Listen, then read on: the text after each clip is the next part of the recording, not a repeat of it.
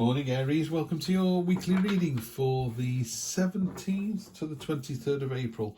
We're going to get straight into it. Present position, present expectation, unexpected, short-term future next week, next 1, 2, 3 weeks. Great. Love it, love it, love it. Theme for the read is the horrible Five of Pentacles down at the bottom. So, Aries, you're drawing attention to your negatives, to your failings. You're doing a woe is me. This is a card of lack. There's 5 pentacles here, 5 coins. Normally they're bright and shiny. Look at the 10 here, you know, how bright and shiny they are. You've left yours to go rusty and dusty and break, become brittle and useless and not to be the thing they were supposed to be. They're supposed to be shiny. They're supposed to make wealth, whether that's literal more money or whether that is, you know, health, wealth, mental abundance, you know, spiritual abundance. And you're in a state of lack at the moment. You're sort of, you know, oh, woe is me. Not that long ago, I suppose, but lepers were required to have bells around their necks. So as they went down the street, the bell would ring and everyone would go, there's a leper coming. They'd all slam the doors and wait till they'd passed. You know, it's a great idea unless you're a leper. And then, can you imagine walking down an office corridor and as people heard you coming, they all shut their doors and turned their backs on you? I don't think I could walk down that corridor twice. You know, that must be soul destroying. But that's the mindset you're trying to put yourself into. The universe definitely doesn't want this at all. So the universe is trying to go, okay, this is the way you feel this week. Let's see if we can't unlock that, unpack it and get past it. So first of all, you're stronger than you think. You know, look at those spears. I always say shields. Spears and halberds behind her. There's a whole army arrayed behind this woman. She's naked and unafraid. She's nothing to hide. She's authentic and honest. She's got an infinity symbol above her head. She's got broken arrows in one hand, which is the end hostilities. She's got olive leaves she's sprinkling on the snake's head for peace. The whole, you know, she's put a sword down. She's like, I'm not fighting you.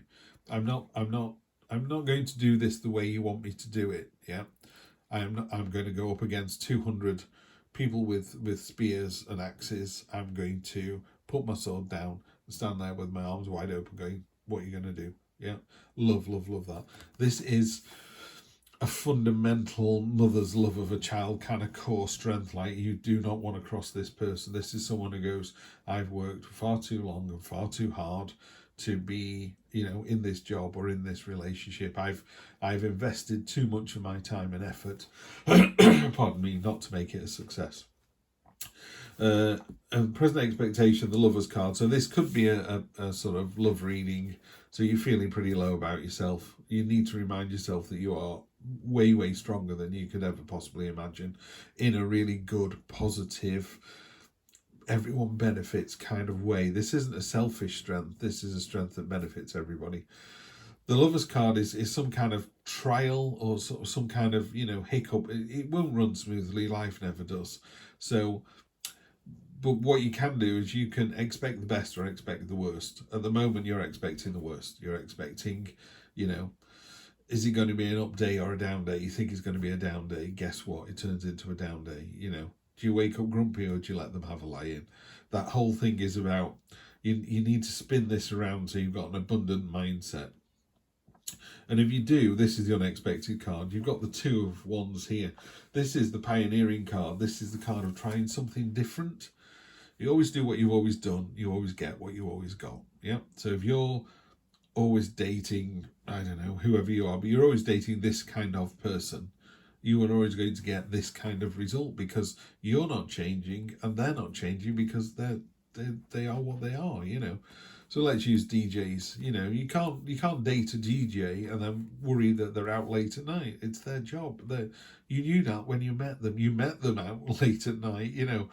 What is it you're trying to fix? And if you're trying to turn somebody from a DJ into something else, I can guarantee that won't work either, because what you met and what you liked was the DJ part of their nature.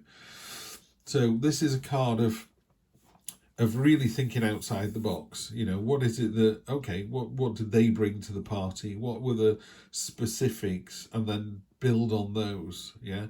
So what you actually like is not that. It's like you've got a love of music, say, or you've got a love of travel, or you've got, you know, then there are other people who can be included in that list. And while everyone else is going around this sort of finite resource, you're here. You've got the pick of the litter. There is only you at this particular point in time. You're ahead of the curve. You've got a real opportunity here to be ahead of the game. So it could be in relationships. You're like, I don't know. If you always go into the same town on a Friday night, you meet the same group of people. Why don't you have a weekend away? Just drive an hour and go to another town and meet different people. I'm not saying that you meet someone else and start going out with them, but it just breaks that cycle. You can then go back out with your mates next week in your local town and talk about where you were last weekend. And they were going, oh, we missed you, weren't here. So I'm not suggesting that you move from one state to another. I'm just that something breaks the cycle that you've got here. This card of lack, this card of woe is me. And it does work because you've got the ace and you've got the 10 here. So the ace of swords is the light bulb moment, the real sheet lightning. There should be something in this reading this week that makes you think, Aries, oh, I've got it. That's what I'm supposed to be doing. I'm not going to another state, Steve. What I need to do is go to my cousin's wedding, in Texas or whatever it is. There's just something where you go, I was umming and ahhing, but this is what I need to do. Just meet different people, have different conversations. Everybody's got a really interesting life, Wow, you do tarot cards on YouTube. That sounds interesting. Wow, you put fires out for a living. That's amazing. You must be a hero every day. Just get chatting to people. They've all got a story to tell. And that's this light bulb moment here. The more of an abundant mindset you present, the more abundance you let in. Yeah. So here's a really good example. If you're feeling a bit down about yourself, you could wake up one morning and go, oh, woe is me, it's a horrible life. You leave the blinds drawn or the curtains drawn and you sit in the dark all day watching Netflix. Nothing wrong with that. Sometimes you need to decompress and chill. Alternatively, I would have said, open all the blinds, open all the curtains, open all the windows, get some fresh air in, go for a walk around the block. And then if you want to decompress and watch Netflix all day, go ahead and do it with my blessing. But you just need to open up that positive, abundant option first and then decide whether to take it or not. Yeah? Just got to trust the process. You'll be fine. And then here we have next 1, 2, 3 weeks. We had this for the last reading, which was Capricorn. I'm going to tell you, by the way, Capricorn had the same spirit animal card last week that they did this week, which was the skunk card, which is, some people like skunks, some people don't want to go near them, but know your worth, really understand and know your worth. They got exactly the same spirit animal card. And there are over 60 in there, so the chances of getting it twice are really quite slim. Anyway, back to you. So they have this card as well, not the same position, but this is a card of generational stability and really solid foundations. So underneath this woe is me card, your head's in the right place. You're in a really good space. You're drawing attention to the wrong things. Yeah. You often see it on those clothes shows, don't you, where they go, you've got very long legs or you've got very dumpy legs and a long torso. Whatever it is, they'll say to somebody, if you dress like this, it'll make you look better. That's all it is. You're not sending someone to the gym to do 1,000 sit-ups. They're just going, you'd look better with this colour on you because it suits your skin better. And just little things like that. So I'm not asking you to change it. There's nothing that... You don't need to go to the gym. Yeah, you don't need to transform yourself into something else. You just need to appreciate that what you've got is more than good enough and then just improve that. Yeah, that makes sense. If someone's 5'4" and wish they were 6'2", it doesn't matter. You're going to put some Gary Glitter platforms on. Won't make any difference. You are what you are. You need to love what you are. Yeah, rather than going, woe is me. Right, let's get down to it. Just fan out these. We're using the Golden Art Nouveau Tarot this week. Really like the expressions on these people's faces. So you got the 10 of Cups. Love this. Look at that. Happy family card, jumping around, dancing, joyful, celebratory. When you realise how strong you are, this sits literally right opposite this card here. This is a card of joyful abundance and really open-armed wonder of enjoying what you already have. This is you going, this is what I've got. This is what brings me happiness. Yeah. It could be knitting, it could be your dog, it could be your partner, it could be your family, it could be memories of your great-great-grandfather in World War Two. It doesn't matter what it is, there'll be something that brings you joy and makes you feel good, and that's what you need to bring to the surface. Stay agile and flexible. Yeah, something's coming your way. There's an expectation that you've got a difficult week ahead or a sad week ahead. Just stay agile. It's all happening behind you. You're quite right, by the way. You're not making any of this stuff up. I appreciate you're in for a difficult week, but stay nimble, stay active, stay focused. Yeah, he's able to multitask because he's concentrating on that when it's in this hand, and then when this one comes around, his focus remains here. So every time this flips around, he stays. So the things that need their focus keep coming in. Imagine it's a conveyor belt with like a Scooby-Doo conveyor belt where it's the same 5 things. Concentrate on that, then that, then that. It comes back around and now concentrate on that again, concentrate on that again. So don't, concentrate on work and your private life and your money situation, and make sure you go to the pharmacy and get the drugs you need. Make sure you get enough milk in. It's all about all this stuff that's going on. You're just able to just master it and manage it. Love it, love it, love it, love it. Unexpected position. Yeah. When all this is going on, sometimes when you're in this feeling of, oh, woe is me, it's just time for some solace, rest, and recuperation. In the background here, I'm not sure if that's clear for you guys or not, but someone is receiving a blessing. So the universe is going, oh, thank goodness for that. You just take some time, just chillax. These swords that, they're not hanging over your head. They're hanging over your head, but they're not causing any damage. You're in no danger. It is just a time for solace, respite, rest. Put your feet up, but really make the most of that time. Sometimes you can go to bed and wake up as tired as you went to bed. Other times you can have a 15 minutes nap on a chair and wake up like you've had a 10-hour sleep. That's what this is. Really break the day down into, this is what I'm going to do now. I'm going to have just 20 minutes to myself. I'm going to make myself a brew, or I'm going to read a couple of chapters of my favourite book, or I'm going to sit in the garden, or I'm going to walk the block. You're just going to do something that breaks your day up. Yeah, the light bulb moment that comes on, the Chariot card to me as one of those, it's a real duality kind of card. What's quite telling about this, there's a lot of symbols on here, but one is the Master Mason symbol there. So you are in charge of your own destiny, first of all. There's a city in the background here. Is that a city you've conquered? Is that a city you're coming from? Is that a city you're going to? It is. It's a very grounded card. The square symbol there is a symbol for Earth. So you're in complete and utter control, as above, so below. You're mind and matter, subconscious, conscious, wants and needs. They're all in perfect alignment. What's interesting is these sphinxes, they're not aligned. Yeah, that one's going to run that way, that one's going to run straight on, so they're going to crash into each other. But they're not, because you've got this rod of power here. There are no reins, by the way. You don't need any reins to control them. You're almost going to do it with your own mind power. So this is a card of creating your own, almost like going, right, in order for me to feel better about myself, I need to do this, this, and this, and put 3 things, almost like a bucket list, and then just knock them down. And quite often a psychologist would say, make the first one really easy, like make your own bed. Number 2, apply for 20 jobs. Number 3, put 15 minutes of exercise in 3 times a day. Just things like that. But the first one, make your bed, is an easy one.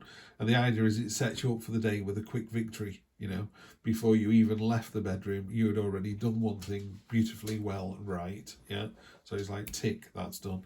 So the Chariot card, I always wonder, is the Chariot celebrating the victory you've already got? So next week you get a victory, or is it setting you up for a victory in the next 1, 2, 3 weeks? Honestly, I don't really care. You'll know. You'll either go, do you know what? After Steve's light bulb moment, you're quite right. I decided to get out of bed, open the windows wide, go for a walk, and then guess what? My life improved dramatically. There's your victory. Or you go, actually, I wrote some letters for jobs and I've got an interview in 2 weeks' time. you know, doesn't matter. But there's very definitely a victory of your own making. You're steering that path without any reins. Yeah, you're able to do it. And then you've got the moon. Okay, there's a sense, I mean, this is probably it's not the ultimate version, is it? There is a version of the moon card that has a path that actually goes off into the hills between these two pillars. And these two pillars appear in the High Priestess. Is it the High Priestess? Yes, it is. I think they appear in a couple of other places as well. But this is about the subconscious, letting the subconscious, the kind of door to the subconscious, leaving it open. So if something wants to come to the surface, like this crayfish here, let it come to the surface. Yeah, this is very much a card of untapped potential. You don't know how good you are yet because you've not started this journey, but you are literally just opening the door, going, I'm just going to have a little peek. Okay, I'm prepared to find out what this generational foundational core self that I've got is. Yeah, it could be that you come from a settled family, you know, there's no divorce, there's no history of divorce in your family, and you're having a tough time with your partner. So the core is these people have got through that. They're not going to turn around and say, we never had an argument. They're going to go, well, we did, but we never slept on it. We made sure we resolved it, or whatever. Could be a work thing. It could be a I'm not good enough thing. This moon card in this position is almost giving you permission to open Pandora's box. Yeah, because the story of Pandora's box, I don't even know, but everything comes piling out, and there's one little fragile. The only thing that's left is small and fragile and hardly even breathing. You know, all the horrors of the world have come out and have been crushing it, but it's hope. Hope remains. You know, however fragile, however small, hope remains. You can't get rid of it. You know, if I'm hopeful, I will remain hopeful. That's what this card does. When you're in a situation of lack, you know, you've got no hope, and you just need to see that little spark. It might be it's hidden away in your subconscious. It might be that you don't realize how strong you are. I mean, the moon is very definitely a card of untapped potential and power, and this is, so you've got a strength card at one end and untapped potential and power at the other. So I would say you are very definitely in the driving seat here. This is your life. You've only got one. I'm not a huge believer in reincarnation. I haven't worked that one out myself yet. But if you only have one chance at this life, what are you wasting a day for? What are you wasting a weekend for? Someone actually worked out how many weekends you've got based on how long we should live. It isn't very many. It's I don't know. Is it hundreds or thousands? But even if it's thousands, you know, you've got thousands of weekends before your life is over. You need to make sure you enjoy every single one of those. So make today a better day than yesterday. Take that new start with your sword card, drive your own victory, and then you will level up. You will get to the world. When the Fool joins, you know, gets to card 20 in the Fool's journey, it's time to level up. He goes through the portal, yeah, and he becomes, you become the better version of yourself.